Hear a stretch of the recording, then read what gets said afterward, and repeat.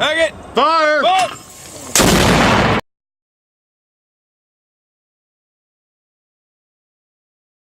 Hello Freedom Lovers, 11 Chuck here. Just wanted to show you the 80% lower receiver I went with to try my first 80% lower build.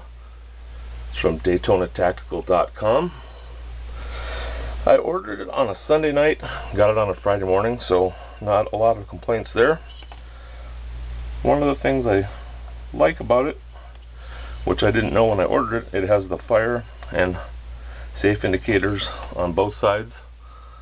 So if you need an Ambidextrous Safety, it's already got the markings on it for you, or it's just a bonus if you're right-handed. It's also got the rear pocket finished, which in a lot of the reviews on people making 80% lowers, the ones without that already done tend to turn out not quite as nice. It's difficult to get back there apparently. As I've said, I haven't built one yet, so I don't know for sure, but I'm going to take their word for it. I went with an in the white or unfinished one like this because, well, it's my first build and I figured if I mess something up, it'd be easier to cover up, and I figured I'd be saving a few bucks getting an unfinished one, but then from most of the ones I looked at, there's not a lot of price difference between a finished one and an unfinished one.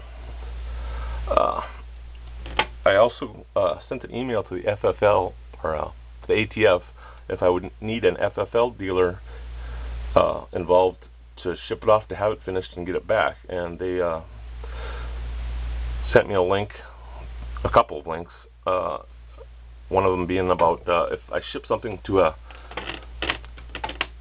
gunsmith and they ship it directly back to me, that there's no FFL paperwork needed, and for this purpose I apparently a coder or finisher counts as a gunsmith, since I guess technically it is working on a gun, that's gunsmithing.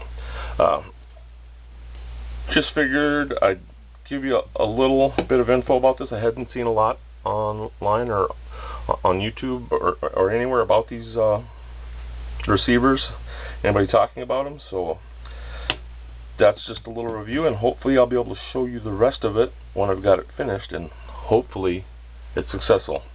Thanks for watching.